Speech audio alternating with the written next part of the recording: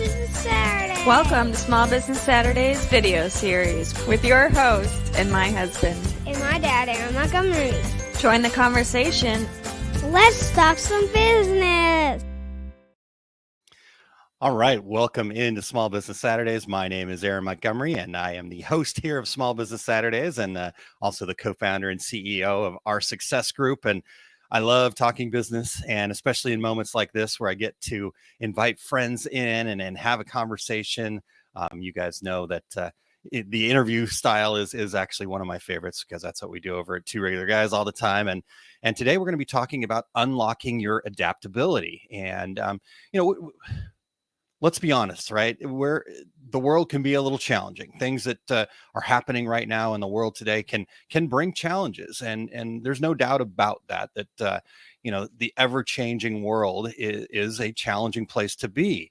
But my friend here that's going to be talking to us here in just a moment, Liz, she's going to help us figure out how to harness the power of adaptability. Right? This is an interesting term. It's an interesting concept to think about because when we harness that, it helps us better align with our mission. It helps empower us to be able to adapt to changes more quickly.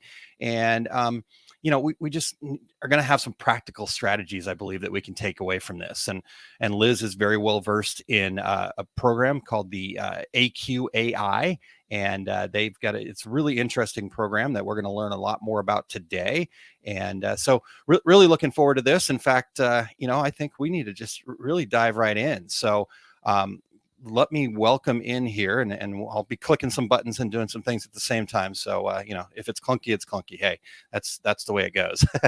But let me welcome in my friend Liz Schehl, who is with we'll let her tell us a little bit more about herself. So ECS is her company, and she's also got a new program that she's working on too. So we'll talk a little bit more about that. So without further ado, without me talking any longer here, let me get Liz in here. Welcome in, Liz. Thank you so much for spending some time with us here this morning. Yes, good morning. Thank you so much for having me. And I love the clicking and the multitasking. That's all about adaptability. It's a great start. I'm trying to be very adaptive on the fly here this morning. So hopefully you'll help me get better at that. And one of these days I'll get a producer over here. But Kylene was busy this morning. So she's got a lot going on. Yes. All right, Liz. Well, you and I talked a little bit yesterday, and neither of us are big fans of these scripted bios or, that kind of thing. Yes. We like to be a little more authentic and kind of get to know each other a little bit. Now, I'm really fortunate to have known you for a very long time, but the rest of my listeners are not. So give us the Liz 101. Tell us a little about what you've got going on and what Elements Consulting, ESC, strategy is all about. So just give us that 101, please. Yeah, so I'll give a little bit of a quick backstory on how I got there, because I think that's really the cusp of where we are today. So sure. I spent over 20 years in financial services and started off as a financial advisor in New England. And at that point, I'd been doing that for a number of years, built a successful practice, ended up going into our headquarters and had several relocations across the country, one of which was in St. Louis, which is where Aaron and I met, and the whole family, frankly, about 12 years ago. And it's been that long. it's been a really long time, way longer than I expected. I still feel like I'm 25.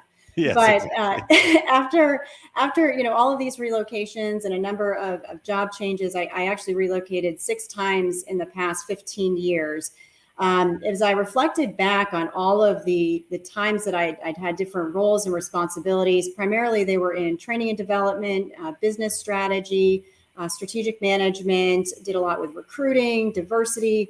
But in every single one of those opportunities, I had been put in a position where I didn't necessarily have the technical skills to know what the role was or how to build it, right? So it was always a completely new experience for me. And as I started reflecting back in my career, I realized that adaptability has been present. Between that and the relocations, it's been ever present throughout the last 20 years of my career. Yeah. And in the last couple of years, we did our final relocation. We decided to make island living our home. So we relocated to Hilton Head Island, South Carolina. We absolutely love it here. It's great for the family. Yes. But we decided I decided to take a little bit of a different pivot. I wanted to go a lot deeper with some of the people that I was working with and really get to the heart of sustainable change. And so a lot of times in business, we focus on what I've been calling the sprints. So we want to get from point A to point B. Yes. But there's a lot of other factors that influence how successful we are in that change, how quickly we do get there, and whether or not the next time something comes around where we have to do something different, how we respond and react. So that was really the impetus for me starting what was ESC Strategy. I launched that earlier this year, and then subsequently partnered with Mark Buckland, who's fantastic. He started Elements Consulting about 15 years ago.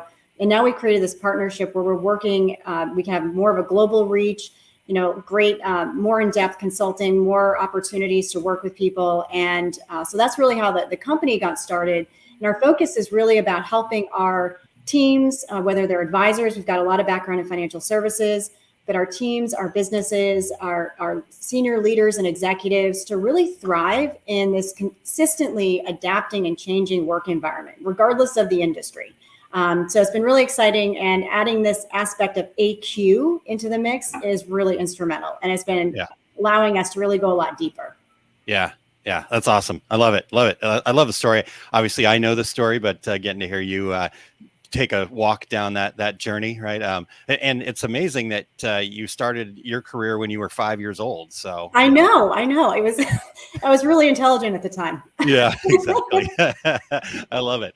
All right. Well, I teased it. You've talked about it a little bit already, but this concept of adaptability quotient, AQ, right?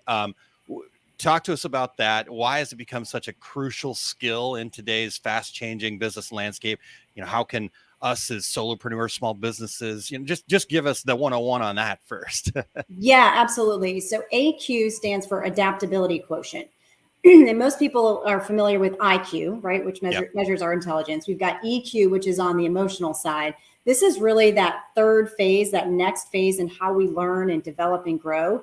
And again, it's all about our adaptability. Yeah. And what's really exciting is that back in 2018, AQai is the company that really launched this tool. And what it is, it's an assessment, and it allows us to go deeper in terms of understanding what the ability for us to adapt, who adapts and why. So our character, and then the environment that we need to be in to thrive and change. And so what it does is it helps us put some language around all the things that we experience each and every day, and gives us some perspective and some tools and resources and just ways to interpret, how am I going to manage through something that feels really overwhelming, especially when it's out of my control. So again, it's really just a great tool and technology that allows us to better understand, interpret, and talk about how we can adapt. Okay. All right. So this is an assessment. Does this, when I think of an assessment, right, we think of the scale, the sliding scale, strongly agree, disagree, stuff like that. What makes this a little bit different? Yes. So what's really neat about the assessment is that in and of itself, it also is different, right? So it's a completely unique way of taking an exam. So, and it's not an exam, an assessment. So what it is it's actually a chat bot. So you leverage AI. So you're interacting with this bot. So rather than just the strongly agree, strongly disagree, what ends up happening is you're interacting with this bot, you're having a conversation. Wow. So it feels like you're actually talking to a human being. They take all of those notes, everything you wrote down, all the responses that you put in there, and that's what gives the output. Yeah. So it's taking a lot of the technology that's also disrupting everything we do each and every day, and leveraging that to help you get comfortable with the assessment in and of itself. So it's kind of fun. Yeah. I love that. And like you said, that's creating all this change in our world as we speak. So, what a better way to look at what your adaptability really is. And you also, I had the benefit of chatting with you a little bit yesterday too, but when I think of an assessment, I do go to that test thing, and okay, I'm taking a test, and I think I failed that one, right? When you think about assessments, how does that play? You can't fail it, right? No, well, so that's the benefit of it, right? Is so there's so often someone will take the assessment and come back and say, "Oh, Liz, I think I failed. I don't know. I think I should have scored higher here. I don't understand why that happened," and all of those different things, and you just feel like you don't really always feel good about after you take them. So I say there's really two things. One, you can't fail the assessment, right? It's inherently who you are. So I think the main thing is what it does is it creates awareness. And the awareness is the biggest part of it, right? So it's about who am I? How do I adapt? What are my reactions? And there are some things that you're going to do extremely well, but not everyone is perfect at everything. So we all have opportunities for development. I still am working on mine. And so what this helps us do is figure out, well, why are we resisting certain things? You know, sometimes inherently we don't even realize that we're resisting. And we just automatically, something comes up and your initial reaction might be like, I don't know, I don't really feel comfortable with that. Yeah. Well, why? And so what this does is it helps bring out why that might be the case and interpret a little bit differently. But in essence, you can't fail. You can't fail the assessment. And I say the other part of that too is it's about your willingness and openness to be able to interpret the results. Yeah. So the first few times I've taken assessments, I haven't liked the answers, but I wasn't willing to admit that those were my faults or my areas of opportunity. And so I just said, well, this assessment's stupid. It doesn't work. But as I reflect back on it, all of them were true. And there are so many consistencies. So whether you do DISC or motivators or strengths finders or Myers-Briggs, all of those, you're going to find some similarities and commonalities among all of those, especially when it comes to who you are and why you adapt and change the way you do, and just your overall responses and reactions. And some of that comes back to our value system, right? Yeah. And I know, Aaron, you talk a lot about this in the stuff that you do on the podcast, but it's all about your values and the things that motivate you. And many of those are set beginning in childhood. And by the time you're in your early 20s, they're pretty much there. So there's not a lot of change unless something significant happens. Yeah. So what this one is kind of fun is that it takes all of that and says, we know that you're not necessarily interested in changing, but you're going to have to at some point. Everyone has to evolve and change. So we're going to help you figure out how to get there. Yeah. Yeah. I love all that. I mean, especially talking about the awareness, talking about how, looking for patterns.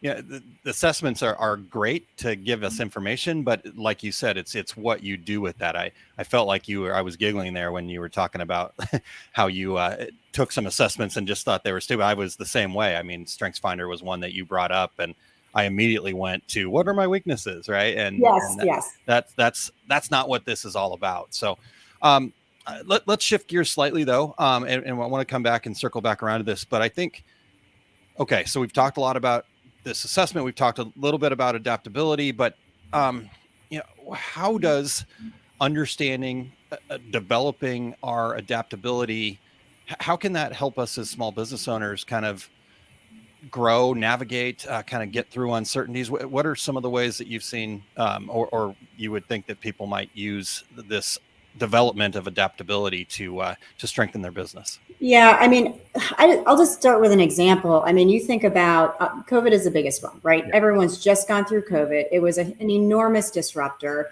and it forced us to think about our businesses completely differently, whether it was our consumers and how they wanted to engage, challenges with product lines and distributions, just running remotely and marketing. All of those things were a complete disruption. Yeah. And so one of the things that we have to really think about as business owners is, when I look at the business, what am I doing each and every day?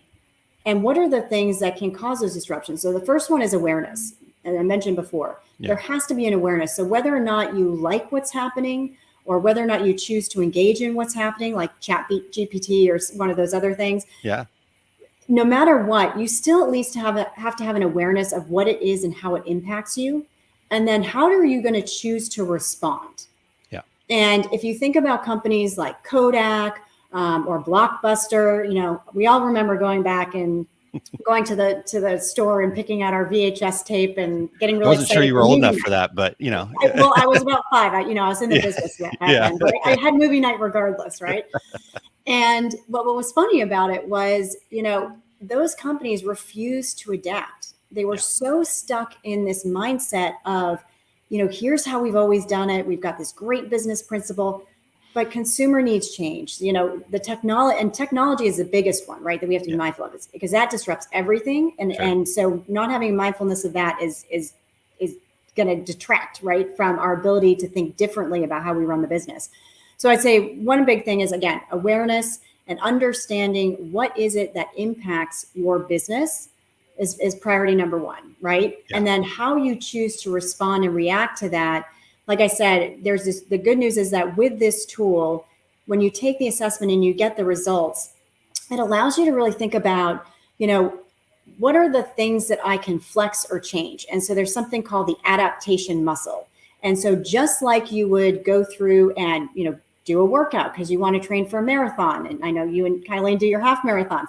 So you can't just go out and run that half marathon tomorrow. Although I think you did not too long ago after a break. I'd try it, but I think I'd probably kill myself now. So yes, I'm going to train. But it's important to actually train so that it becomes a more effective way and more successful way of doing it. So just like any other muscle, you have to be able to train your mindset and your process and what you're doing so that you can become more nimble and more open and, not so stressed and anxious about change. Yeah. And one of those things is your mindset. So having a growth mindset is extremely important. And I know that's something you've also talked a lot about on this, but the growth mindset enables you to explore opportunities. It allows you to see possibility and potential when you think there isn't any. Yeah. And the second one that I'd really like to call out is just being mentally flexible. So if you think about, something happened in your business and you're saying, well, gosh, should I move forward with that? Yes, no. Are you really even willing to entertain the question? Yeah. Right. And just like Kodak and Blockbuster, they said, no, we're not going to get involved in that type of business. Right. Yeah. They're not going to do that. So instead, how do you become more nimble in your response and reaction to that? And there's a little trick that we love. It's a quadrant. So if you were to take a square, right, mark it into a quadrant, and on the top you put, what are the if I do and if I don't. Yep. Okay. And on the left you put what are the benefits and risks. Okay. And you fill them out. So if you have benefits, if I do, if I don't. Yep. Risks, if I do, if I don't. Nice. And the problem is many of us, when we see change, we always think it's negative. And we forget to explore the benefits of the what if possibility. We always plan for failure. We don't plan for success. Yep. So if we plan for success, then we look at the opportunities beyond just what it is that we're dealing with today. Like, how could this totally transform my business, right? Yep. And the other thing is what's the risk if I don't? What if you became wildly successful and you missed it because you didn't take that chance? Yeah. Right. Yeah. And so, when I thought about how long it took me to actually make the leap from, corporate America into solopreneurship and entrepreneurship, it was about 8 years. So we all have this point in our time in our lives where it's hard. It's hard to make that leap. And the biggest and hardest part is that leap. Yep. And so being willing and open to say, well, what if I think back, what if I did start 8 years ago? Yeah. Where might my business be today? Yeah. What was the risk if I didn't? So it's just, again, challenging yourself to be open, have an open mindset, being flexible to actually allow yourself to entertain questions like that. Sure. And I think that talking about the fact that, right, that being open to it, human nature is such that we do want to stay in stasis. We want to stay in that comfort zone. That keeps us safe, right? That keeps us from going out and potentially being eaten by the big bad saber-toothed tiger that's out in front of us, right? And so we have to kind of understand what that human nature is. And like you said, we're going to be really good at picking out all of the failure points and all the negative things. But we're really bad at seeing the potential for success. And so when you put tools like this and understand where your limitations are to adapting to change, I'm right there with you. I think that, change for me, I think I've tried to embrace it, but it's not been an easy thing that I was able to just go, yep, let's just go for it. I really have to actively focus on, okay, what do I need to do to feel comfortable making this change? What do I need to put in place to make this change? I was like you. I made some very successful businesses for other people for a long time, and but wasn't willing to do that for myself. And so if I had tools like this at that time, I think it would have been a lot easier to make that transition. In fact, I want to talk about this for a little bit and get your take on this too, because a lot of people are transitioning potentially, like you, going from when we have a job, right? Somebody else is going to tell us what to do. at the end of the day. Somebody else is going to be ultimately responsible for the success or failure of that, right? So I could screw up and it's their business anyhow. So they'll have to figure it out, right? But when I become an entrepreneur, there's nobody else there, right? I get to take all of the blame. I get to have all of the responsibilities, wear all of the hats. Talk to us a little bit about that, right? How understanding how adaptable you are can help with that transition too. Yeah. So there's something that Mark and I talk about at Elements, and there's this piece called the invisible bridge, right? Mm-hmm. And right now we're on one side, and on the other side are all the things that you aspire to. It's the vision that you have for where you want to be and where you want to go. But in between, there's this little bridge that you have to cross. And when you're trying to go across comfort zone in the way. yes. And you can't see it, right? Yeah. And you don't know, how high is it? How far does it go? What does that bridge look like? Yeah. Right.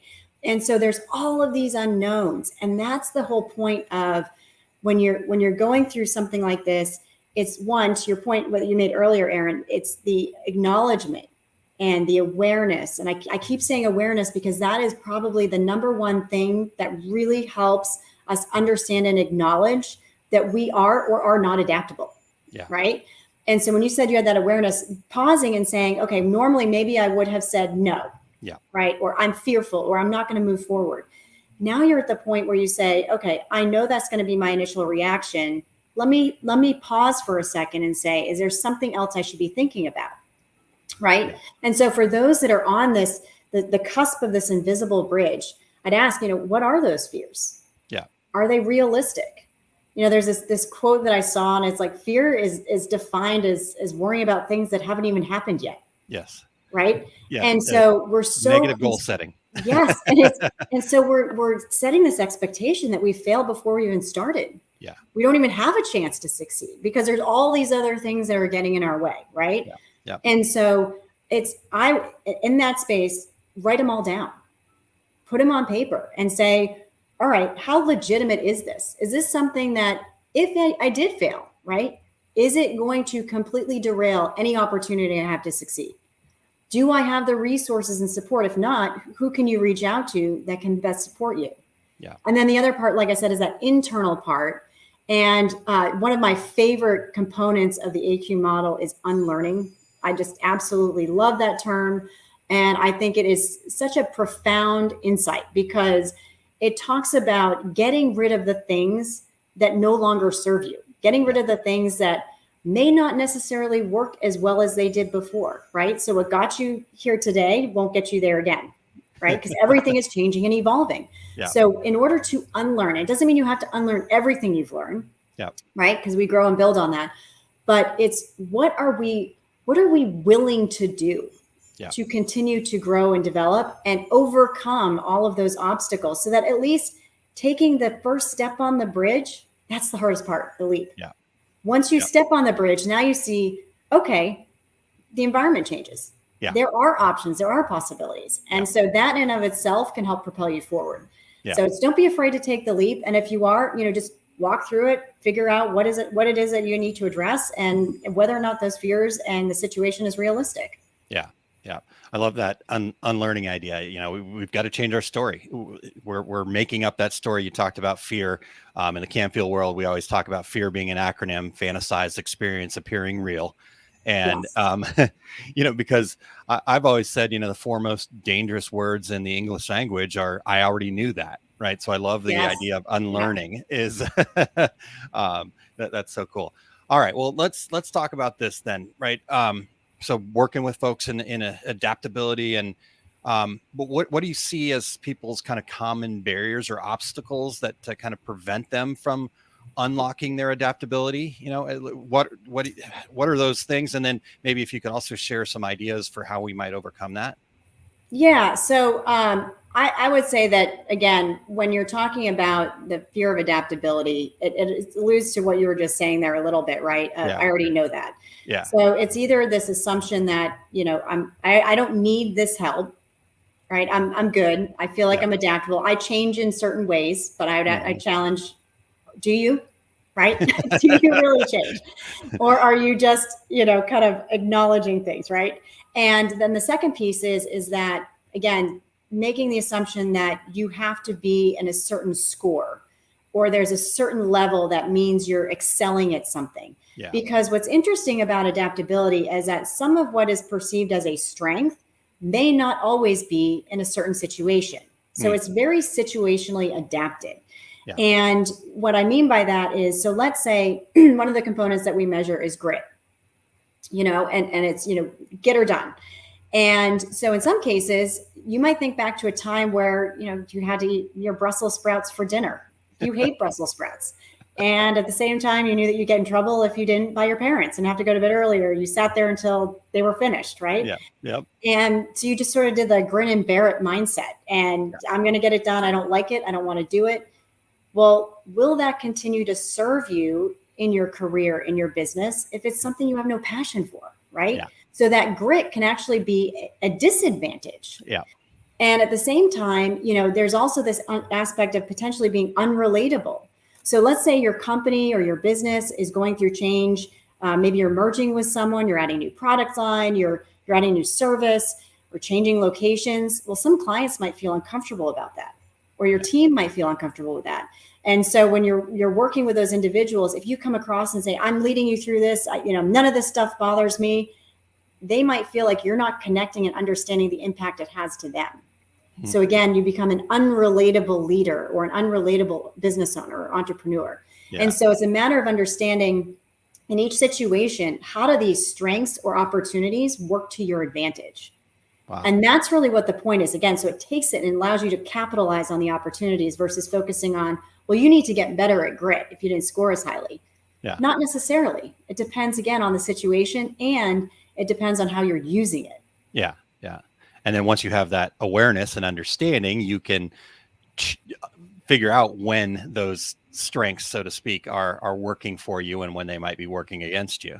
Exactly. Yeah. Exactly. See, and I just thought it took, sitting down with a couple of good friends and a few bottles of wine, but, there's, that's a good way, but. Well, I would say that is a great way to put all the stuff out on the table, and talk yes. about it, right? Yes. Yes. I know you, Brian, and Kylene have helped me tremendously figure out how to get our success group off the ground. And there may have been a bottle or two of wine involved in that process. So it was only good wine.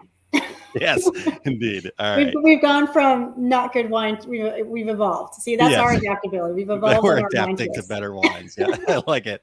All right. Well, so besides the bottle of wine and some friends, let's talk about a few practical strategies or techniques that solopreneurs, entrepreneurs, small business owners, how can they implement and enhance their adaptability? Yeah. So I think, a big thing, I'll sum with a couple of things that we talked about, because I think we've covered a couple of those, right? I'd say one that's really, really important is mindset.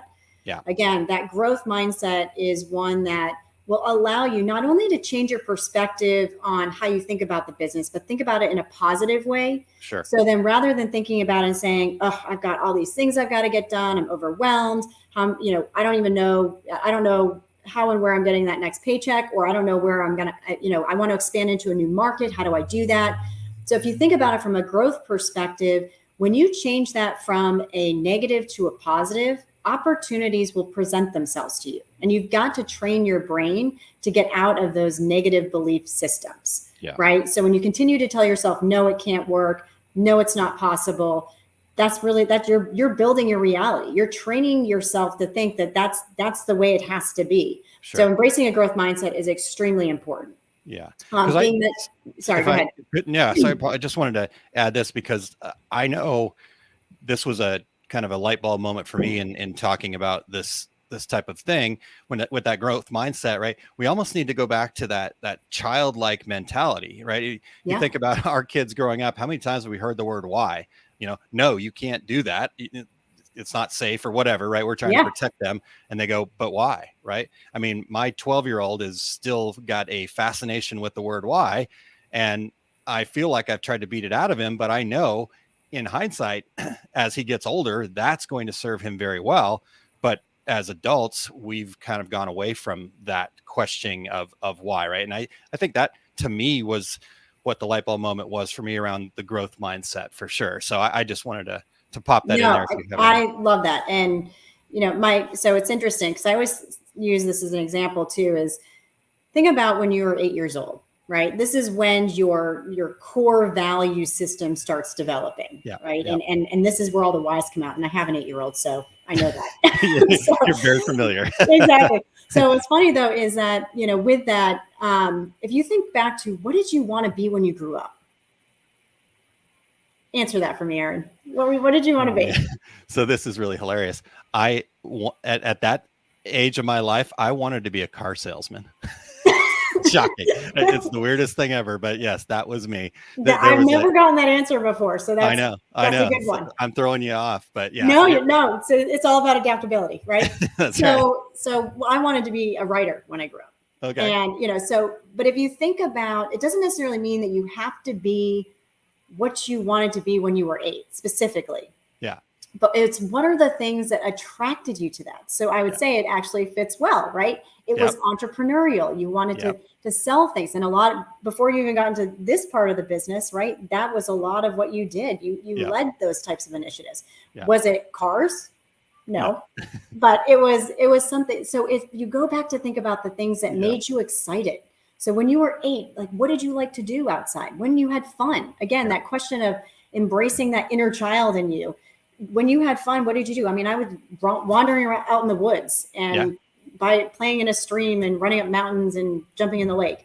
Yeah. I still love to be outdoors. And that's how I recharge myself. And those are the things I have passion around. So if you go back to kind of the core of what made you happy, what made you tick, what got you excited, those are the things that are going to propel you forward.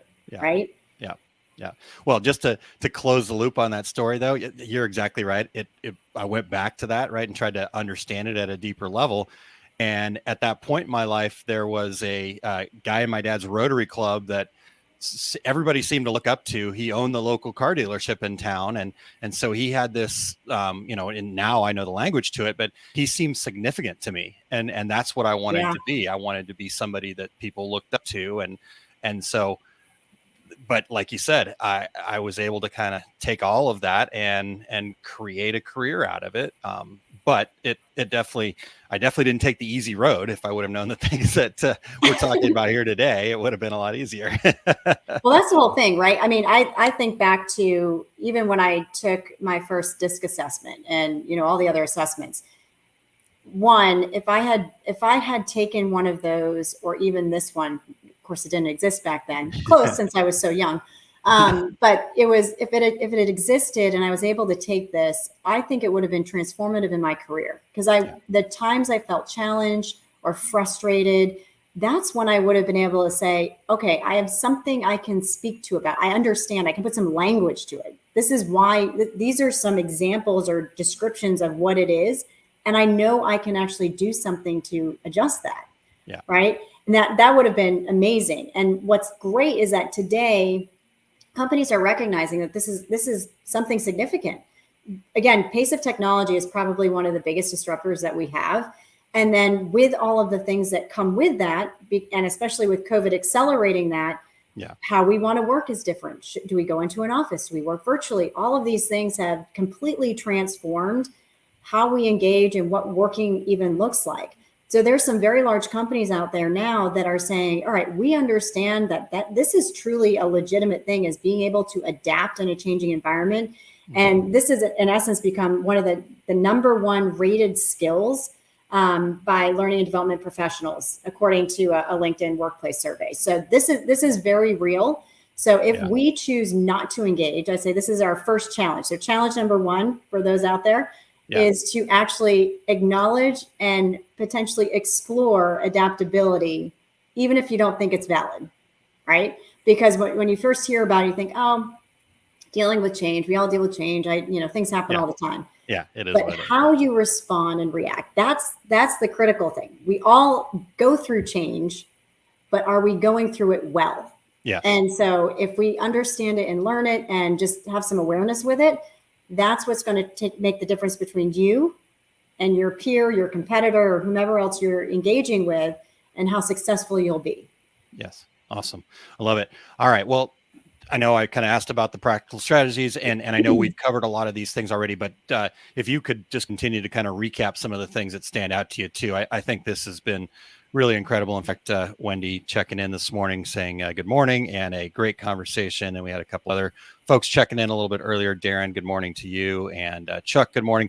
If you guys have questions for Liz, by the way, I've got her on the hot seat here, so she can't leave until I tell her. You can challenge my flexibility and be able to. That's right. Let's see how adaptable she really is. No, yeah, exactly. It's an ongoing learning process though, so there's no perfection. Yeah, but she's really good at this. All right, but Liz, just if there's other things to kind of recap, that would be awesome for us, please. Yeah. So recap real quick here.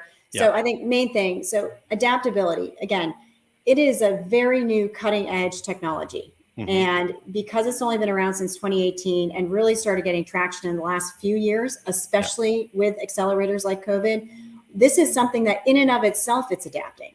So we're continuing to refine and really enhance a lot of the information and ways that you can engage with tools like AQ. So that's one thing that's really exciting. And two, again, it's going to have to continue to evolve because everything around us continues to evolve. Yeah. So in and of itself, the tool, the concept is a learning experience as we continue to go through it. The things that you really want to be mindful of is again, the three areas that they organize this concept around. It's called the ACE model. So it's your ability, your character, and your environment. And an ability is how well you adapt to change. Your character is who adapts to change and why. And the one we didn't talk about quite so much today, which if people have some additional questions on, is the environment. And environment isn't always the physical environment, but it's the systems, the tools, the processes that enable us to thrive. So again, it's individual business owners, entrepreneurs, small business owners, people who are leading teams. Are you creating an environment that can respond and react, right? Are you operating in an archaic blockbuster mindset? Or are you creating an opportunity where if someone comes to you with a new idea, are you open to exploring it? Yeah. Are you open to hearing about feedback from, a vendor or someone else in the business, right? And if you have those, are you taking that as negative because it's an idea, or are you thinking there might be something to that? Maybe I don't like it exactly, but am I willing and open to at least explore it as a question or an opportunity? And then the other thing too is as you're going through your business right now. We're at a mid-year point. It's a great time to pause, reflect, right? We just got to the end of June. What does your business look like today? What goals did you set? Did you set goals? I think everyone on this podcast did because they work with you. But did you set your goals? And where are you? What is preventing you from achieving them if you don't like the results right now? Or if you're on track or on pace to exceed that, what can you do to evolve the business and elevate it even further, right? So continuously looking back and reflecting. And I think those are the types of things is, do we keep doing what we always did? Or is there maybe something you can tweak, right, to get us to that next level? So those are a couple of things right now that I would think through. And again, if you're not sure, am I adaptable? Do I have a question about it? How do I figure that out? And the assessment's a great way to start, or even just researching adaptability. AQai is the company that started this. Even just going on their website, there's some great information. They have podcasts, all kinds of things you can use to explore and just learn a little bit more about the tool and the technology.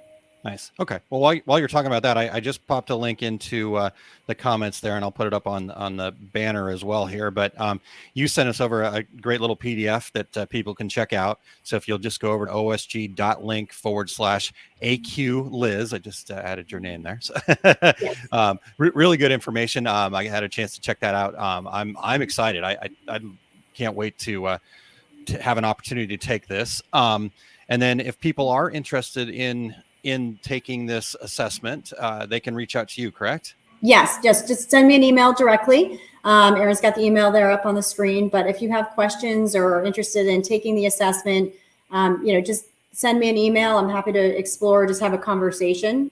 Like I said, this has been one of the things that for my business has not only personally given me a completely new perspective and way that I think about the business, but again, a deeper way for me to be able to help people and in elevating their practices as well. So, again, I can't say enough about, how this has been able to transform conversations, Because a lot of times, and I just want to elaborate on this for a second. Yeah, please. When we focus on just the business processes, it's not enough. Because again, you can have the best process in the world, but if you don't have the right team, the right mindset, the right thoughts and ideas around it, or if something comes and all of a sudden that process isn't as effective as it used to be, or it won't work anymore, and you're not really sure how to respond or what to do, you have to be able to adapt. Yeah. And be able to unpack and really go through in detail, what are those one or two things that could really help someone elevate their ability to adapt and respond and react to change. Those are the types of conversations that are transformational, and it makes the change sustainable. And then again, it's a muscle. So every time you focus on that, it gets a little stronger and a little stronger. So the next time something comes at you, it's not as difficult. It's not as challenging. Yeah. So it's just been a really transformational tool for me, for the clients that I've worked with and the businesses. And again, it's very new. And so it's something that we haven't really understood or done before. And again, it allows us to put language and thoughts and processes around things that we've just struggled with for decades. Yeah. Yeah. No, it's so true, and such valuable information here, Liz. And thank you so much for all of this. I wanted to bring in Wendy's statement here real quick because, she says more of a statement. The question: I don't feel adaptability is a new trait to business world. I feel those companies that have embraced adaptability are thriving.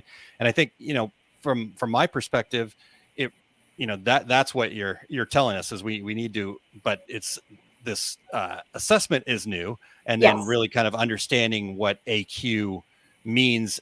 Like you said, some of these bigger companies are starting to really realize that it's not about EQ.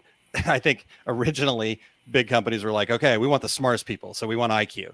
And then we started realizing we have to interconnect, and so we needed to focus on EQ. And I think this is the natural progression into what really makes people thrive. And to Wendy's point, I mean, I remember talking to people at the beginning of the COVID time, right? People were scared. We wanted to sit on our hands. We wanted to just, nope, I'm not going to change. And kind of like you talked about with Blockbuster and Kodak, they just dug their heels in.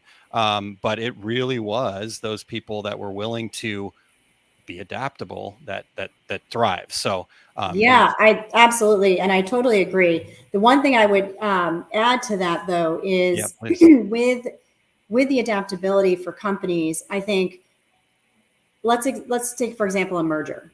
Yeah. When the companies go through the merger, yes, they are adapting, right? And they are coming up with either leveraging one of the company's existing tools or processes and technology, or they're building their own, or buying something new. But sometimes what I think gets lost in translation is the work environment piece and the people side. So are their leaders equipped to manage their teams through change? And that's what I've found has been, because people, emotions, thoughts, reactions, those are all the things that can detract and derail successful mergers and acquisitions. Sure. Or any company growth, right? Some major strategic initiative, new technology gets introduced, whatever it might be. So there's an element, yes, but I think there's often a piece within that adaptability quotient that is often either, unless it's wildly successful, there's some piece that's missing. And it's often, are the people, are the leaders, are the teams prepared? And I'll go back to that example that I mentioned earlier about if you're going through a significant change and you're leading and saying, we got this. But meanwhile, you've got people with different behavioral styles and personalities and mindsets who maybe aren't as far along as you are. Is that leader equipped to help bring them along? Or do those people kind of get shuffled out? So who wins in that situation, right? Yeah. So there's some other components too that I think, again, to be wildly successful, it's making sure we understand all three of those equally and their impact on each other and with each other. Wow.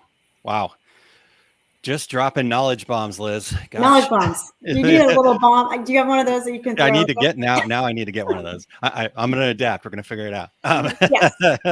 All right. Well, hey, you guys, seriously, reach out to Liz. Again, her email is a great way to reach out to her, Liz at escstrategies.com.